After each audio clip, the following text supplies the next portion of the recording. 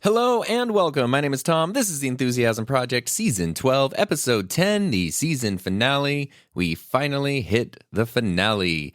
And it kind of also marks sort of a special anniversary-ish situation. So that's what we're going to be talking about today because 2024, for me personally, marks my 10-year podcast anniversary. The first time I started making podcasts 10 years ago, which is just a total coincidence. And I'm going to lean into that coincidence. So that's what we're going to talk about today. Couple things to take care of first, though. Before that, of course, we need to talk about gear as the law dictates. So today I am back on the Lewitt RAY. This is my corner desk setup where I'm recording now, running into the Rodecaster Duo. I've been using the Rodecaster Pro 2 sort of at my middle desk when Heather and I are here for the last 2 episodes. So when there's more than one person, it's easy to set that up. But when it's just me, I like to be over here. And the Ray has been my mic that's just been over at the desk for a while now, which I quite enjoy. So that's what you're listening to. And it's into the Rodecaster Duo on the SM7B preset, which that's a dynamic mic preset. And this is not a dynamic mic. But if I turn that off, this is the Ray's natural sound, which is actually still quite good. Lewitt mics always sound good. And then when I turn on the preset, I just kind of like the way that it cleans things up a little bit there. For some reason, the SM7B preset in the Rodecasters and and all of them, honestly, is like pretty much one of my favorites. So the other one, now I'm just going to go here for funsies, was the Broadcaster preset. There we go. That just needed a second to kick in. And now this is the Broadcaster preset, which this is more for a condenser mic. I kind of liking this one a little more in the SM7B. So let's hang out on the Rode Broadcaster preset, even though I'm on the Lewitt RAY. And I was actually, sitting right in front of me at my desk for the past, month and a half has been the Lewitt Connect 2, which was just announced recently. It's a very simple, they call it a 2-channel, but it's really a single-channel audio interface. You could just connect an XLR connection and an instrument connection, so that's why it says 2, even though there's only one XLR. But it's a great little simple interface. I really like it. I'm planning to do a video on it. I've been using it for like a month, and I just want to keep using it and before making a video on it because I think that it's really cool. But I didn't want to use it. I was going to use it today, but I like the Rodecaster all-in-one. I can play the music and do everything and record internally right there. It's always tough to beat that. So anyway, that is the setup today. But speaking of brands and sending things and all that, I do have a couple of listener messages from Gil. Believe it or not, he's basically like unofficial co-host at this point. So Gil has 2 messages on 2 slightly different topics. And the first one is a response to last week's episode of Heather and I talking, to shill or not to shill and working with brands and all of that hullabaloo happening with brands. So I have double-checked SpeakPipe this time. It should work on the first click. Let's see. Take it away, Gil. Hey, Tom, this is Gil. I hope all is well. I really enjoyed this week's episode. Today's Monday, May 6th, your most recent one, Season 12, Episode 9er, I think. All in all, great episode, great discussion, you and Heather.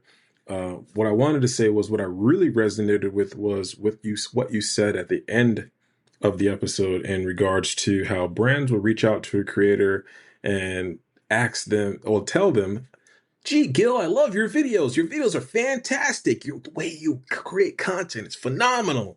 And they'll give us all these praise and accolades. And then immediately when you start working with them, they'll tell you, well, can you not do that? Can you say this? Can you take this off? Can you buy a piece of equipment to compare it to? Which happened to me recently. It is crazy. And for me, it resonated to me even deeper because quite frankly, this is how a lot of the clients that I have been working with respond to me. They'll love the way I create content. They'll love my, lighting and my cameras and everything like that.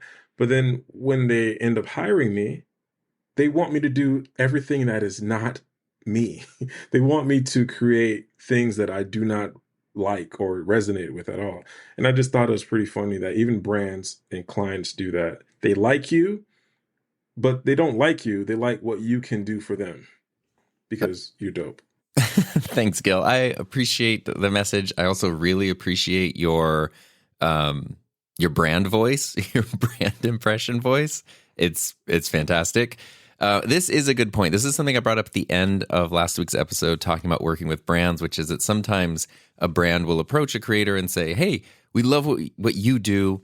We want to be on your channel because of how you do things. And, they compliment you very much. It's like, oh, okay, cool. And then, especially if it's a paid thing where if they have any sort of creative input, which I've avoided using the ethics statement, but if you're doing a client-creator relationship or you are working with a brand in a paid capacity and they do have some sort of, creative input in one way or another, it is funny how quickly going from like, we want to work with you turns into like, well, just do this, that, and the other thing.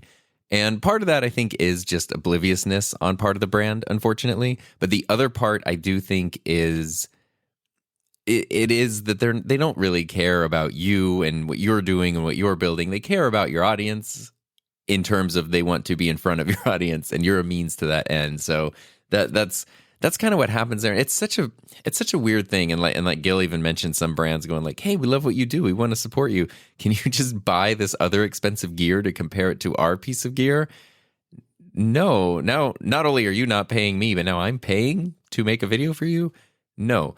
But those are all things that, especially, when you've been doing this a while, it becomes easier to like see the matrix and you understand what's happening in these situations.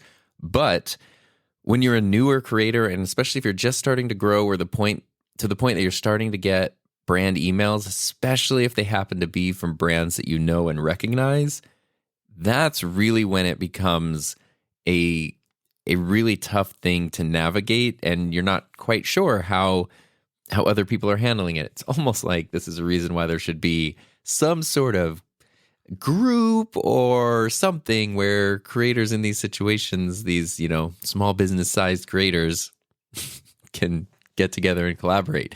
That's a good answer. And the last point too, I have been thinking about this a lot recently, where Gil was like, people hire me because they like what I do, but then they want to change everything. It's a little different than the brand thing because this could be a client. And I have dealt with this multiple times. And it's so funny because I was just thinking about this. I have my channel. I've made hundreds of videos on my channel. They're pretty specific in terms of style and tone. They've evolved over time, but you kind of know what you're getting when you click on one of my videos. And I've had clients approach me that want to hire me for other projects. And that's kind of what they say. We want you to make your video, but just for us, like on this topic here, or, whatever. And that sounds great. And then it is like, okay, cool. I will make one of my videos talking about this topic. And usually sometimes it's maybe for a different YouTube channel, or it's for even not a YouTube thing. It's for like an internal use at a company or something, whatever. It's been all kinds of different things like that over the years. But then I make my video, send it in, and then there's a whole bunch of changes to it. And what I realized is I was working on an assumption when they said, we want you to make your video, one of your videos, but for us, I kind of assumed that we knew what each other was talking about when they said one of my videos, like what one of my videos is, because I know what that is. They clearly have an idea or an impression, but I failed to clearly talk like, hey, when you say one of my videos, like, what do you mean? What do you think of, or what are you really going for when you're talking about one of my videos? Like, let's be on the same page about that. And then that, I think, is something that can help people, avoid these situations, because as the creator, realistically, it's so tricky. No one is ever going to like almost not give you feedback. And this is a thing that this is almost going into a different point, but this is something, it's a reason why I'm always very careful when I ask for feedback about something, because sometimes when you share something with someone and you ask for feedback, they almost feel obligated to give some sort of critical feedback. Not that I don't want that help if I'm asking for it. If I'm not asking for it, I definitely don't want it. But if I'm asking for it, obviously I am looking for things. But sometimes it's like, you painted a wall blue and someone's going to tell you to paint it red because they just need to offer a suggestion. not because it's the better choice, or maybe they want to paint it black. I don't know. What I mean by that is sometimes you make a thing and you share it with someone. You say, hey, like I made this, I'm thinking about this. Can you take a look at it and tell me what you think? People often forget that that's already a version. That's already something that you've put time, energy, and thought into. You've probably already revised it, hopefully at least several times yourself. So the thing they're seeing is not the raw dough. It's not unformed, just the raw footage straight out of the camera or anything. It's already an edited piece. And so sometimes I think people can be almost too quick to suggest changes or be critical or whatever, not because it actually benefits the thing, but just because they feel like I've been asked to give feedback, so I need to give some feedback. If they say, oh, it looks great, they might be worried about feeling like they're not paying attention or they're not being helpful enough, when sometimes that is the correct answer. And I think that even doubles when you're talking about someone who's doing this in a paid capacity. They've hired you to do something. You've made a video. It's kind of almost like whether or not the video needs any changes, they're going to say some kind of change, because then it's like, they're doing their job. I don't know. That's just sort of a thing. I do have another listener message. Guess who it is? It's Gil again. I landed that joke. Hey, Tom, this is Gil again.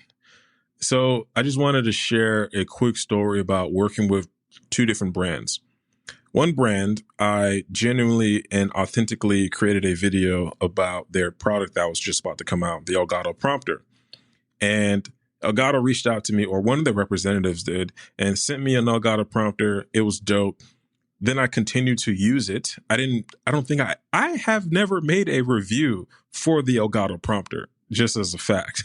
I just would share me using it, how my clients use it when they're doing remote podcast in my home studio. And I started just sharing me producing podcasts with it.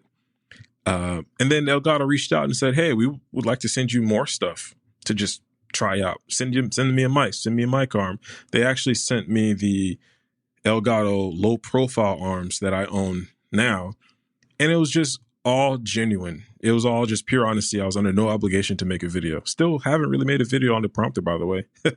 But I worked with this other brand, and they were very pushy to the point where they made me feel like a 9-to-5 employee, checking in every moment that they can. Hey, how's the video doing, huh? It's like, what? Like, I'm going to send your thing back if you don't leave me alone. All right. Sorry, I was laughing again at the brand voice. This is my favorite. Please read all emails in this voice. The Gil's brand voice is the best. Now, this is such a good example of how these things can differ, not only from brand to brand, but sometimes, depending on the brand, from creator to creator. So two different creators can have very differing experiences with the same brand. The authentic thing. So Elgato's great. They've offered to send me things, but I haven't accepted any of their stuff. Just, I don't know. A lot of it is because, like, when the prompter comes out, I'm so excited about it. I just want to pre-order it and get it. Like, I don't want to try to talk to anyone at the company. And some of the other stuff too, a lot of it is just like, it's so affordable. I just figure if I can just buy that, and then when something else that maybe is a little bit beyond my budget comes out from them or a different brand, that's the thing they could send me to make it more accessible. But they're so good and so supportive and communicative. They jump in the comment section of my videos and offer customer support and clarifications for things. It's great. And that's how it should be. And they're so smart. From a brand point of view, so from a creator point of view, you can build authentic relationships. You can, and when a company is good, you can kind of tell because you sort of have the same contact at that company for a number of years. Versus sometimes you'll talk to a company and every time you touch base with them, there's a new person in that role. It's usually a bad sign. But I know companies like Elgato and Rode and the ones that I work with, they've all had pretty much the same people for ages, and I feel like that's a really good sign for those companies. And you can build authentic relationships with them. Doesn't mean you say yes to everything. Doesn't mean that you give them any control over stuff. But they can be genuinely excited about what you do. And in the case of Elgato, this is so smart. We'll just send you stuff because you like our stuff. We're going to support you, But they also know from the business point of view, if you have these things, I mean, how many times do those low profile arms show up in your videos, show up in your stories, show up in behind the scenes tours? No, you've never done a review on the prompter, but you've sure talked about the prompter. You've sure shown it as an option of something to use, which in a lot of ways is probably better than just a regular review that you might expect from someone when a company sends them something. So that is incredibly smart. A couple of years ago, it makes me sad that this was almost 2 years ago, but when Peter Lindgren came over and stayed with us for a bit, he and I spent a couple days in LA, and I tagged along on this meeting with, I think it was a Sony rep. It might have been a Tamron rep. I don't remember. Maybe it was more Tamron. And they were awesome. And they were just kind of like, it was someone Peter had worked with for a long time, living in Sweden, and he was over here and they wanted to set up a dinner, and I was basically the Uber driver, so I got to tag along. But so I was kind of a little bit out of place there. But I was listening to them talk, and Peter's great because he just doesn't hold any punches. Like, the person who says, like, I don't care. I'm going to say what I say about the brand. If they're happy about it, they're happy. If they're not, they're not. That's definitely him. And Tamron has been great, but the thing he was saying was, I think it's Sony when they send out lenses and stuff, he was actually like criticizing them for being so touchy with, like, you get 2 weeks to have it and then you ship it back and, that's it. And he's like, that's not enough time to make quality content about it. It's not enough time to fully understand the piece of technology. And what you've done is you've given me a lens that I might look at, I might like, and it's cool, but I'm going to send it back to you and completely forget about it. Versus if you let someone keep it, that means it's going to be in their setup for a while, and they're not going to forget about it. It's going to be on the shelf, and it might be like, hey, I need to do something. This would be perfect. And it could then be that thing that then shows up in a studio tour, shows up in a camera bag overview, shows up just in the comments when someone says, hey, what lens or whatever did you use to do this? You're like, oh, the blah, blah, blah.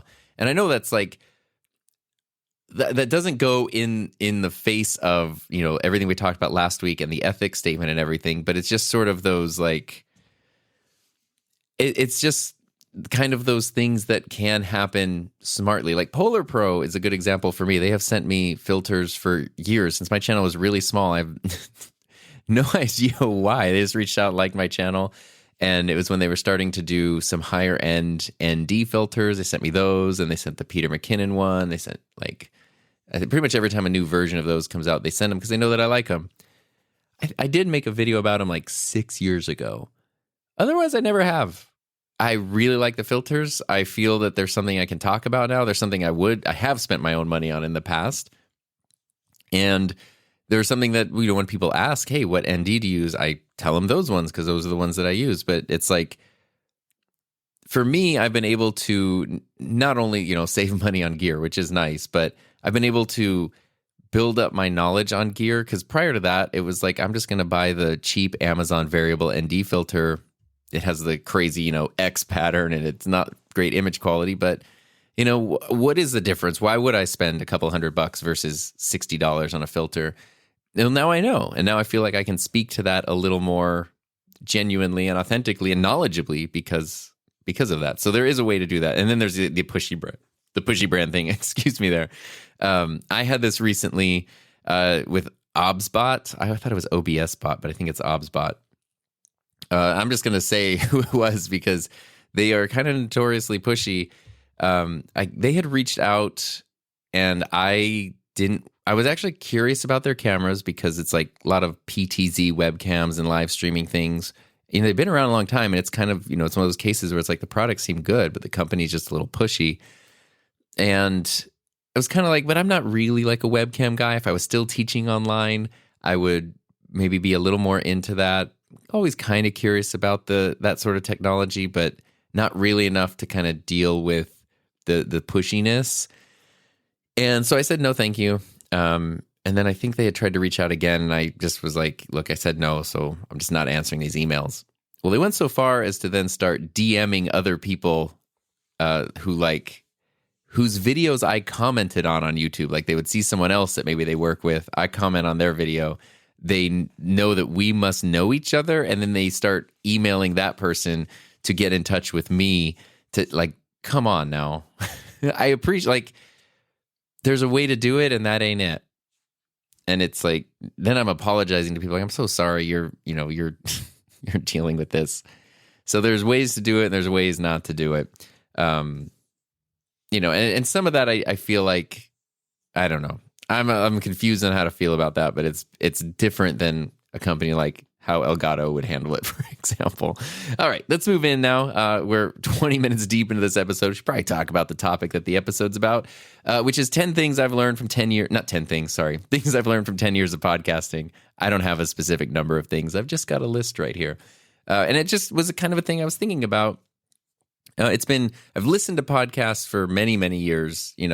I wasn't one of the like 2005 podcasters or whatever, like podcast listeners from the very beginning, but around 2008, 2009 was the first time I can remember actively, going on iTunes and downloading a podcast to my iPod to listen to in the car on the way to work and that kind of thing.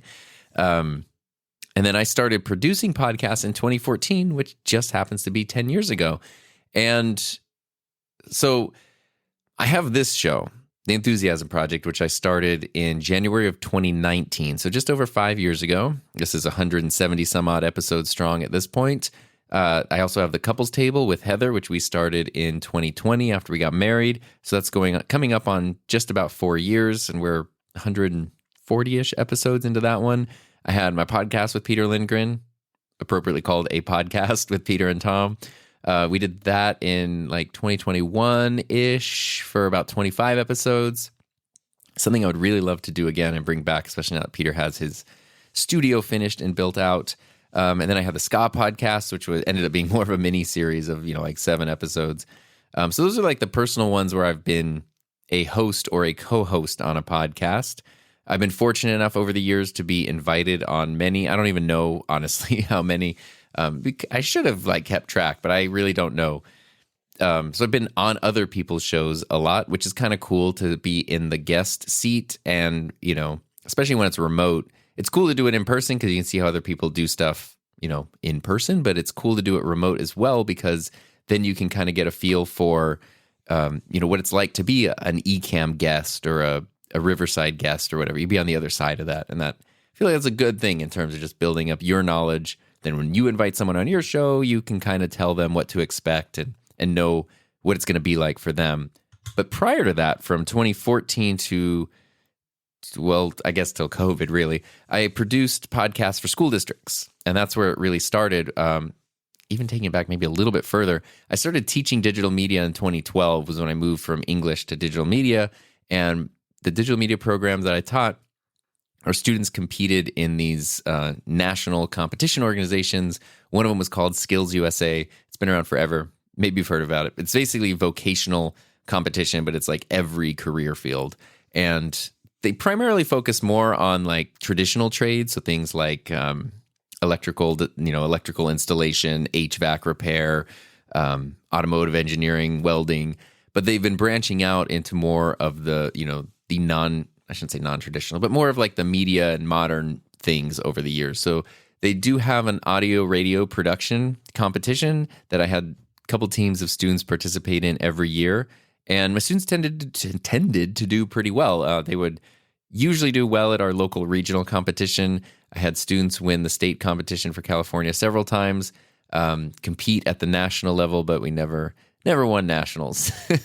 So it always makes me laugh whenever I watch episodes of Glee, and they're always, which is an old show, but they're always talking about we need to do regionals and semi-regionals and whatever. And it's like, I always feel like that's what I'm talking about when I was talking about the student competitions, but it was cool. But they would usually be given prompts. So it was more like training them for traditional radio, maybe a little bit outdated.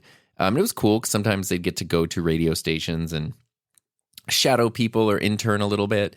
But the stuff that they would make for practice would sort of be like mock radio shows, not really veering into podcast territory, especially because, they are underage. So there's only so much stuff to share publicly. And, believe it or not, a lot of kids who are, 14, 15, 16 years old, most of them don't always have the skills to, host long form podcast series, believe it or not. Some do, but it's definitely pretty rare. So it was more like mock episodes of things, and then their competitions would be usually involving like, here's do a 30 or 60-second promo for something, followed up by, a 5-minute NPR style show that they would put together some interviews and sound beds and all that kind of stuff.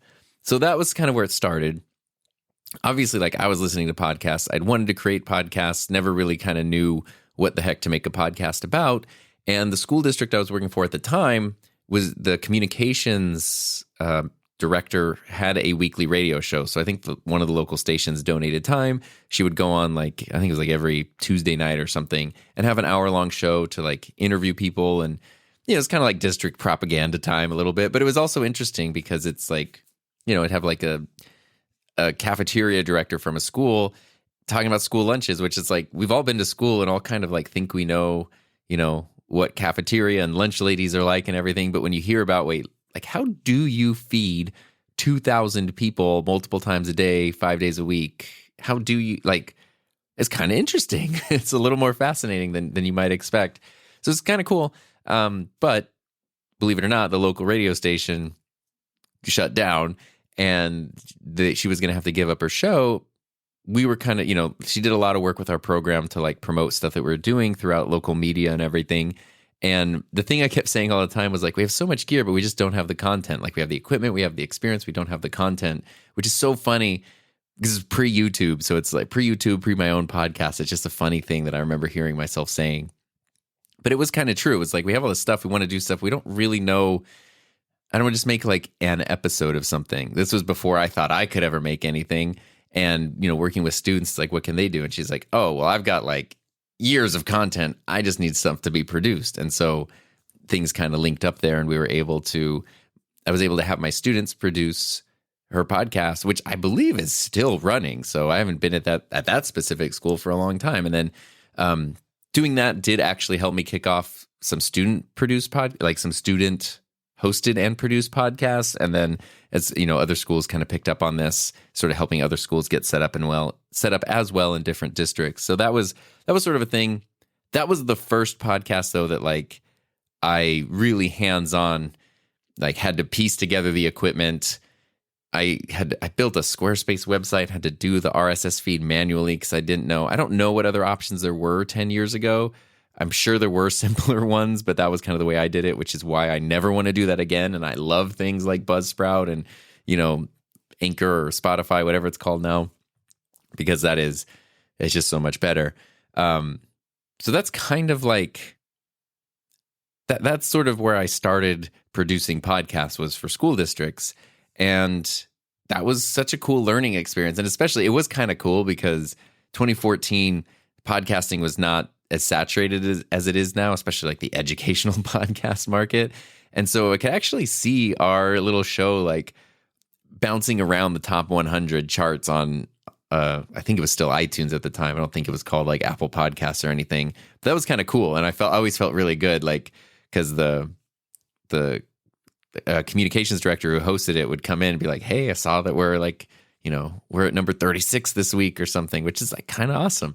I don't know what that meant in terms of actual listenership, but it was cool.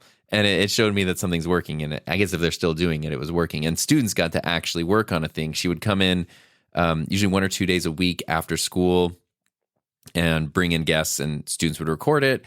And then students would edit it over a couple days. And then she would approve it. And then I would do all the uploading and everything and just kind of oversee and double check everything. But when we started, the initial thing was just piecing together gear. And so this is now diving in. That's sort of my background on like how I started making podcasts. Now I want to dive into like, okay, so what have I learned from those all the way up to making my own shows, all the way up to right now where I'm sitting here recording this podcast. First lesson, contrary to what people say, and I've talked about this before, big thing in YouTube and the creator world is say gear doesn't matter. I say gear doesn't not matter. But so gear is very important, and gear definitely does matter, but it should not stop you from getting started. And most of us can create something pretty decent with what we have if we spend time to learn how to use what we have to the best of our abilities. So when I started producing those school podcasts, fortunately we had some equipment. I was only in my second or third year teaching digital media at that point, so I hadn't quite built out the full on crazy equipment studio experience that it would become. But we had some decent stuff. We didn't have any podcasting specific things. Roadcasters did not exist. So what we did was I had a bunch of Audio-Technica AT897s, the microphone that I always say is an underrated shotgun microphone, which is, that was for video production and for booming and stuff. But I was like, this is what we got. So I went to Monoprice. I bought just with my own money a bunch of, tabletop gooseneck microphone stands. We had a Zoom H4n. I bought some cheap Monoprice headphones, whole bunch of cables. I spent so much money on cables over the years. It is insane. But I always use Monoprice because this is I don't know, Amazon, for better or worse, wasn't what it is today. And then also, Monoprice warehouse is fairly close to where we're at. And their cables, at least at the time, were so inexpensive. You could just get any kind of cable, one end to any kind of other end or adapter or whatever. You could just get it there. And I could usually get it in a day or two. So that was a lifesaver. And then what I did was I just rigged up the AT897s running into the Zoom H4n. And it was so many splitters and adapters. And then to run headphones out, because we needed 4 mics. So to run headphones out, we needed 5 mics. I forgot. Because sometimes she would only have one guest. So it'd be host and a guest. But a lot of times it would be 3 guests. So multiple teachers from a department or a teacher and 2 students, so that kind of thing. And then we had a 5th microphone, which was the student producer, which was just kind of a fun thing because when she hosted the radio show, she did the very common radio thing of, talking to the producer and having them kind of be a part of the show, and wanted to do that with the student. And it was a cool thing to showcase, even if I was there looking over the shoulder, especially at the beginning, it was kind of a cool thing to showcase, this is a student produced thing. And you can hear the student producing it right there. And so, oh my God, I don't even know how all this stuff worked, but I literally would get headphone splitters, multiple ones, just stack them on each other to have, 5 sets of headphones going out from the one Zoom H4n. And then how the heck did I get all of the mics? How did I get 4 mics? Oh, that's right. We had a little Yamaha mixer, one of the Yamaha MGs. The mics went into that. The output from the Yamaha went into the Zoom H4n.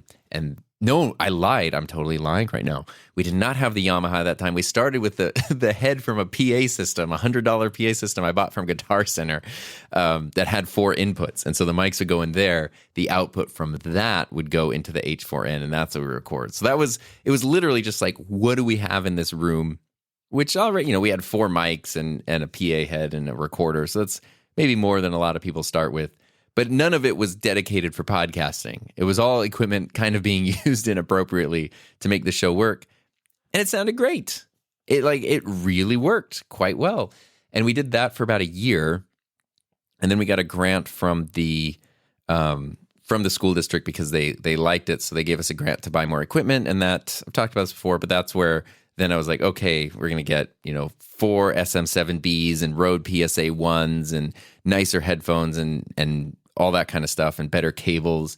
But I didn't know, again, there was no Rodecaster. I didn't know anything about this. So we were still running everything into I did get a big Yamaha mixer at that point, a 16-channel Yamaha MG mixer. And then things were still going into I think we upgraded to a Zoom H5 at that point, which was fine for the recorder. But I didn't know about, preamps and things, and should have been running into cloud lifters and weren't. And so we're really maxing out these SM7Bs to try to get them to sound good. I didn't know about any of that stuff at the time. And so I was kind of shocked when we upgraded, quote unquote, from the Audio-Technica mics to the SM7B, and the audio quality dipped at first because it was wow, these don't sound nearly as good as the other ones did. Why? Turns out, didn't know those things. But all that being said, we did start with what we have. And, the thing is, what I always think of is if you're listening to this, you have something to get started. You must have a phone or a computer or a tablet or something. And those either have built-in microphones and internet access, or the ability to attach some kind of headset microphone, lavalier microphone, USB microphone, whatever it is to get started and actually sound pretty decent, especially if you just, watch a couple tutorials about, how to record audio into whatever specific thing you have. You can get going without spending pretty much any extra money, especially then you jump into something like, Spotify for podcasters, which is free. It's what Anchor is called now. And you can get your show distributed, uploaded and distributed and hosted totally for free. You don't have to do the Squarespace RSS thing. Or you could pay for hosting, like using Buzzsprout, which is what I use for my shows. You could do that as well. But you probably have everything you need to get started right now. It could be nice to upgrade over time. But so the gear does matter. And so much of it, though, when I say it shouldn't stop you from getting started, it's like I was listening to a podcast the other day, and this was such a bummer. It was somebody that I was really excited to listen to, and it was on kind of this obscure little podcast. It was like a 2-year-old episode, so it's still fairly recent. And I was so excited. I clicked the episode, and I don't know how they recorded it, but basically it was like they must have used an app to just record a phone call because it just sounded like phone call level quality. Like it was something I could not listen to an hour of, unfortunately, because it was, I wanted to hear it, but it's like it was painful to listen to. And I know the person running the podcast might not have all the gear in the world, but they obviously have a phone, and they could have maybe done a little more research and a little more effort into how to use that effectively and get decent audio, even if the whole thing is being done on the phone. Like plug some kind of mic into your phone. Go get the tiny mic. It's $9 on Amazon. Use that, plug that into your phone. And then even if the other person still sounds like a call-in show, at least that's only half the show and not the whole show. But again, with stuff like, I don't know, there's so many different, between OBS and Spotify and all that, there's like so many free ways to have people call into a show. So you can probably start with what you have as a good lesson to learn and actually get pretty decent results, especially now. But next lesson, going back to the thing I had said about like we have all the equipment, we don't have content. It's not that I couldn't have recorded an episode or couldn't pull students together to record an episode. It was like, what is our actual plan? What is the actual purpose here? And something that I've heard, I don't know how many times. I mean, honestly, like I would never have to think about doing brand deals ever if I had money for every time I heard this one is people say my friends and I are funny and we should have a podcast. People say my friends and I should host a show. That's cool, and that's a compliment, and I'm sure that things are very fun for you and your friends hanging out. Very rarely, virtually never, does that actually translate to being interesting to other people to listen to. And it's hard to kind of tell people that, but just because people say you're funny or interesting or that your friends are funny and entertaining doesn't mean y'all need to have microphones and record whatever you're talking about. Because people a lot of times when they're in groups like that, they're horrific at contextualizing. So if you're in the group, things are funny and things make sense and things are relevant. But if you're a listener, you don't really know what anyone's talking about. You don't know the backstory, the context, any of that. And people very rarely go out of their way to provide that stuff. And to, it's hugely important to contextualize, bring someone in and then share things with them. And, just the like, we're just hanging out, talking as friends podcast, especially in 2024. I think that's kind of dead. I think that was a thing. It's almost like drones. When drones first came out, you could just film anything with a crappy drone camera, but it was in the sky and it looked really cool and everybody loved it. That's kind of the like group hanging out podcast. It's like there was a time where it was like, wow, it sounds like a show, crazy. It's the same thing. Like DSLRs can now do shallow depth of field. So wow, it's insane that like a regular person can do that. But that novelty wears off over time, and podcasting has matured to a point where you kind of need more than just like, it's my friends and I hanging out. And yeah, so the way to do that is to make sure whatever idea you're working with has legs. I don't know a better way to say this. I always say, make sure your idea has legs. And that my benchmark for that is, can you get past 7 episodes? Because that is the average time at which a podcast quits, is after 7 episodes. So do you have more than 7 ideas? Because it's cool to be like, I want to start an anime podcast. I want to start a comedy podcast. I want to do a true crime podcast. All awesome. What did I just knock something down? Do you have enough ideas and episodes to get past, 7? This is not talk about miniseries, which is an option. If you're like, hey, I want to explore something but it's, I can do it in 3 or 4 episodes, and it's just, I want to make a show about this one thing, and it's a mini series. That's different. I'm sort of talking about, a lot of people, when they say I want to do a podcast, they sort of mean I want to start making a show and continue making a show for as long as possible, make a lot of episodes. Okay, does that idea have legs? This is going to sound like shameless self-promotion, but I am always full of shame. I do have a course all about this. It's called the Podcaster Idea Book, because this is such a huge problem. And what the course does is it just guides you through the same ways to work with my students to come up with ideas. Same things I've done with myself to come up with ideas, flesh them out a little bit, and even compare. Like, you have multiple ideas, try to figure out which one to focus on first. So you can go to podcasterideabook.com if you want to check that out. But you don't have to do that. The important thing, that's just a tool to help you figure out if your idea is something that can last for more than 1 episode or more than 2 episodes. But the next lesson learned from that is that sometimes ideas do just run their course. And just because you feel that it's time to end a show doesn't mean you have failed or that anything's wrong. I mean, I did the ska podcast, which I intended to do for a long time. I did 6 or 7 episodes. And then it was like, I kind of realized I had said everything I wanted to say about that topic, and I was sort of done. And so it ended up accidentally becoming a mini series that I like a lot, but that wasn't what I intended. And I did feel like I failed a little bit there. Sometimes that happens. And sometimes, that's sort of an idea that I should have worked harder to flesh out when I was starting. But other times, if you're doing an interview-based show or whatever, and you've done many, many seasons of it, maybe you've just sort of covered it.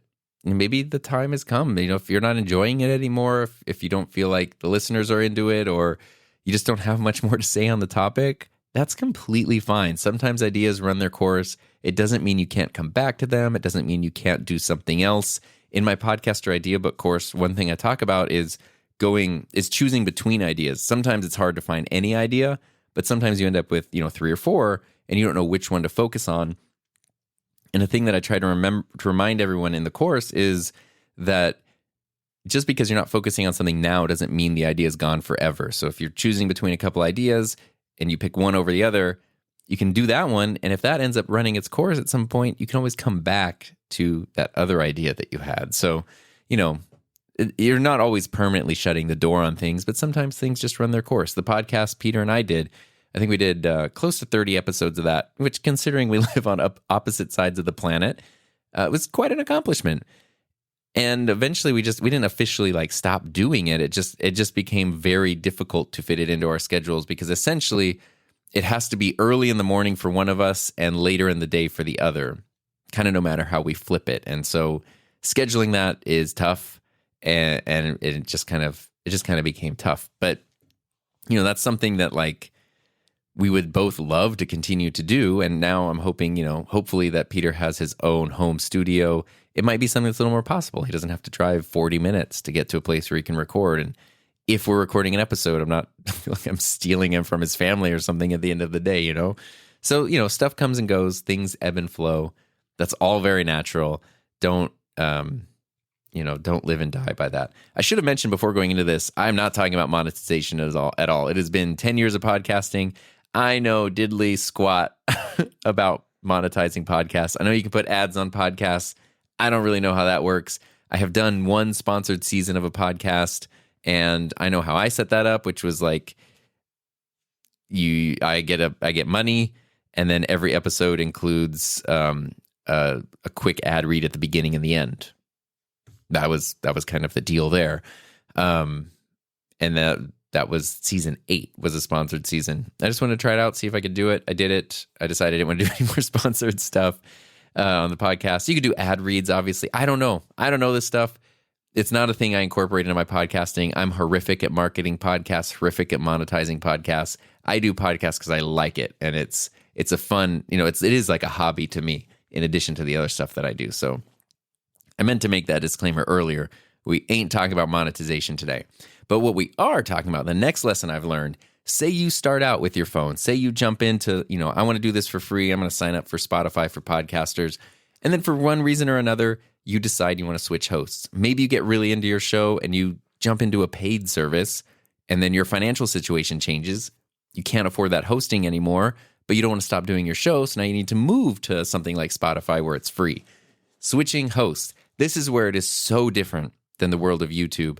It is surprisingly easy to switch podcast hosts. I have done it and nobody noticed other than me talking about it. It's something you can do without your listeners being interrupted at all. Every podcast host allows you to redirect feeds to a different host. And essentially all you do is you sign up for a different service, add your podcast, you get a new RSS feed, and then you go to your current host, and everything has, I think it's a 403 redirect is what it's called. I can't remember exactly. But you just, you get a redirect link from your new host, you put it in your old host, and then everything will redirect to the new feed. It shouldn't disrupt anything from for your current listeners, but you may need to go into your new host. Some of them will import stuff for you, so they'll go through your old host and bring all those episodes over to your new feed, and sometimes you have to do that manually. So just be aware you do need to move your files over, but in terms of what the viewer or the audience and listener sees, at least, this doesn't count on YouTube, I guess, but on any other RSS-based platform, it's pretty easy to switch. It's not super complicated. Every platform that I've seen does a good job of explaining how to do it. I switched from Anchor to Buzzsprout, and that was a pretty super easy process, and it's totally fine. I guess if you're an analytics hound, it can mess things up because, once I switched to Buzzsprout, it was like number of all-time listens, 1. Your analytics start over from scratch. And so it's like, okay, well, how many total listens did I have on Anchor, and add that to, luckily I don't particularly care about those kind of stats for my show. Obviously those analytics exist for reasons and they are more important to other people. So that's, maybe an area where it could get a little tricky. But the good news there is it means you don't have to sometimes I see people racking their brains and really stressing themselves out over which host to use. And it's like, just go with what you feel is best at the time. Sure, look at a bunch of them, look at the features, look at the pricing, look at the interface, and how easy is it for you to use? Does it work with your brain or not? Is there a philosophy behind the company you like? That's one reason I really love Buzzsprout is it's like, speaking of people who've been at the same company for a long time, a lot of those people have been there for 15 plus years. And they are so in favor of independent podcasting that, to me, I really love that, in addition to all the features and all the cool stuff that they add versus, Anchor was great. Spotify for podcasters makes things super accessible and works incredibly well. But also Spotify, they're kind of more in favor of creating, gated walls for their podcasts and things, which is sort of different than being, the independent, open Wild West of podcasting. So for me, it kind of made sense to move somewhere that was more aligned with what I believe in when it comes to podcasting. But point being, don't overthink these things. Just find what works. Dive in there, get your show up and running, and know that down the line you can move it and it's not going to affect your listeners or your audience in any way, shape, or form for the most part. But what does affect your audience is the quality of your show, not just the audio quality, but also the content quality. And I know this is going to be ironic as there are several things in here I could have edited out and maybe should have, but didn't. One point that I'm adding here is that editing almost always does improve a podcast. Fully aware of the irony and the hypocrisy in that statement, but it does. I, believe it or not, genuinely do love editing podcasts. This is an area where there's a bunch of different, software you can use for that. I love using Adobe Audition to edit podcasts. It's, for some reason, for me, it's really fun to use. Not only processing the audio, but just the way that it works is awesome. I love that it just automatically adds in these perfect little crossfades. If you cut something out and slide audio together, it really sounds like you cannot tell that something was cut out, and it's so easy to do that. And it's fun. It's fun to tighten things up. I've edited episodes of this show throughout the years sometimes, depending on if I make a huge mistake while recording or really need to decide that I wasn't happy with something and wanted to cut it out, or if I'm not recording into a Rodecaster, I need to record directly into a computer for some reason and edit things together. I edited the podcast with Peter and I a lot because we were separate. No matter what, there was always kind of that strange delay. And so I would literally go through and edit every time I know there's now like AI tools that do this, but I'm a control freak. I would edit every time one of us talked and the other talked, and I would switch that out. And there are also things too. I guess here's maybe a lesson if you do a remote podcast, since I do most of mine solo. There's a thing when you're talking to someone, you will do things to acknowledge that you're listening. So you will usually respond. He and I were always on like a video call, and so I would be nodding, and if he's talking, and sometimes you say stuff like, yeah, mm-hmm. You affirm things to the other person talking, or I would laugh or whatever. And that makes sense in a conversation, but listening back to the podcast, it was actually like so annoying. Sometimes it fit in for me to, he'd go on for a long time and say something, and I'd say, oh yeah, totally. And that made sense. But other times it would just be like, who's this? There's just another voice chiming in for no reason. This like, hype man in the background, like preach, go for it. So I could just cut all that out.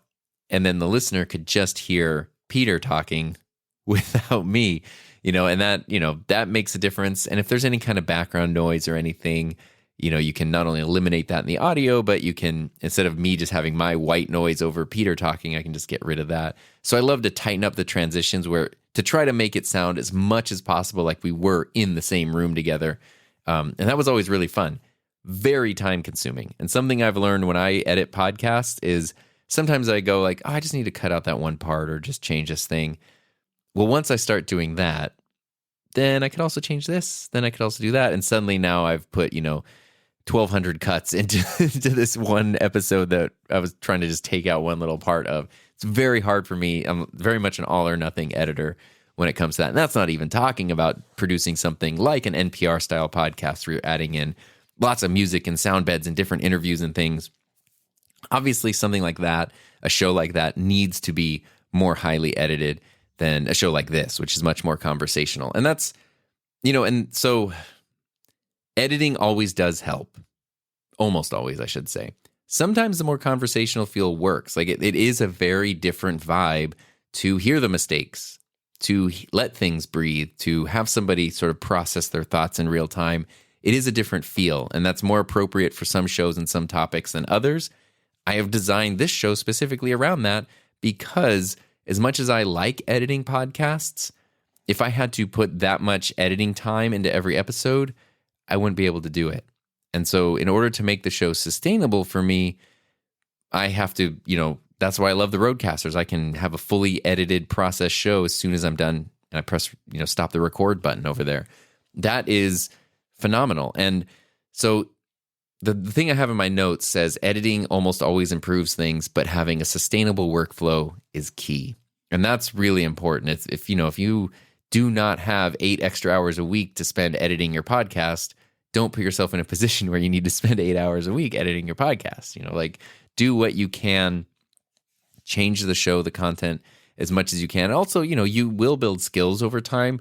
Another thing to note is that something being unedited does not mean that it was unplanned or that you were unprepared. Like I have notes in front of me. I have thought about this episode long before I hit record. I didn't hit record and just go like, I'm just going to ramble for an hour and kind of hope for the best there.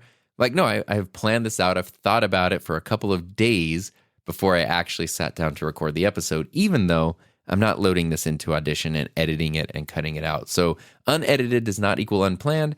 And it also depends on the person. Fortunately, the Roadcaster does have record pods, which I can use from time to time if I need to. But also, I had Gil's voicemails already ready to go. I'd already listened to those before the show. Things are already, planned out before I hit record, even though the show isn't edited. But also your skills will build up over time. I'm not someone who originally felt I was a good public speaker or liked public speaking or any of that. But then I was a high school teacher for 11 years.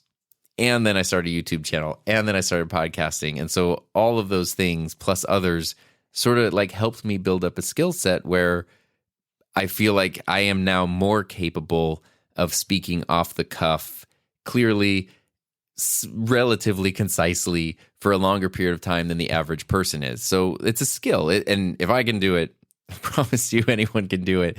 But it is a skill. It's something you have to learn, something you have to practice, something that takes time. And so your show will evolve over time as well.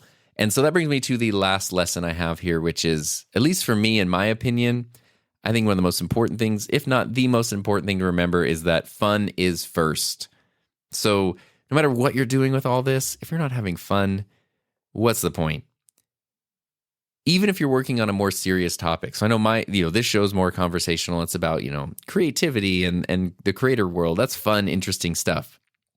But some shows are geared towards, more serious topics and mental health issues and substance abuse and political things, stuff where it's like, it's not just goof around, hang out, wacky times. It's like, that's kind of heavy. You can still have fun producing that. You can still, maybe fun isn't the right word, but you can enjoy the process. You can feel satisfied through it. You can feel that it's creatively rewarding and fulfilling and all those great things. I think that is hugely important when it comes to producing your show. And if that has disappeared, and if you're not feeling that way anymore, if it's feeling like an obligation, if it's feeling like a sludge, then maybe it's time to reconsider what's happening. And obviously, this is a little bit easier if what you're doing is something you're in charge of and it's independent. But in 2024, something that was not happening nearly as often 10 years ago is a lot of companies and a lot of job positions now require someone to produce a podcast. It's a thing. Like, so many companies, businesses, organizations have their own shows, have their own podcasts. And so somebody who maybe, you might find yourself producing a show that's not, let's face it, even me, like the school district propaganda show might not be the main thing I wanted to create, like, that's not necessarily what I was listening to when I was putting on podcasts in my car, but it was fun to always find ways to have fun with it. I love the process. I love the production process. I almost didn't care what we were talking about. It was fun to like figure out the microphones, figure out the setup, do the cover artwork, like all that kind of stuff was really fun to me. And that was something I definitely did learn when I was teaching. Was every day I went to work, I tried to have at least one thing to look forward to. And fortunately, it could be usually a couple things. I'd try to have like a lesson or something that was like, oh, I can't wait to like talk about this, or I can't wait to show the students this, or, whatever.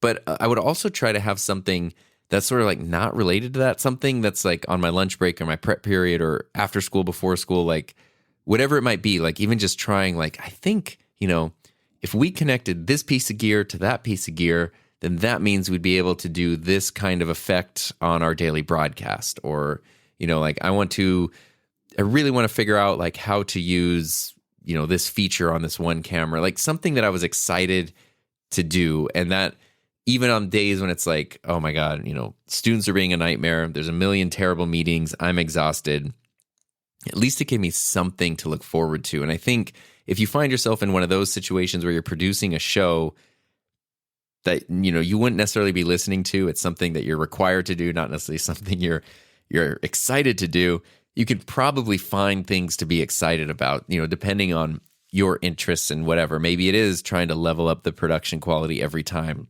dive into EQ and processing a little bit more, maybe figuring out microphones, even figuring out a better setup, like you've got people who have to sit side by side to talk to each other, you work things around. Now they can sit across from a table. Does that change the vibe and the dynamic? Like all of those little, there's lots of little fun stuff that you can find when you're producing a show that's not necessarily related to the topic or the content of the show. The listener will never even know, but it could make a world of difference for you and your ability to enjoy what you're making. And that's ultimately, I think, the most important, because not only is it crucial to have an idea that has legs, but it's important for you to be able to enjoy this. And that's what makes it sustainable, so that you can continue to do it into the foreseeable future as long as you want, until you maybe feel like the idea naturally runs its course. I'm sure there's lots more lessons I could pull for the past 10 years, but these were the big ones that kind of popped out that I don't necessarily hear talked about a lot. Obviously, we can talk a lot about gear and the production process, but I hope this was pretty helpful and interesting. And speaking of 10 years, it's 10 episodes, so we're wrapping up season 12 of the podcast. I appreciate everyone who has listened for all the years, everyone who has sent in messages, text, voice, all the things. It's absolutely fun.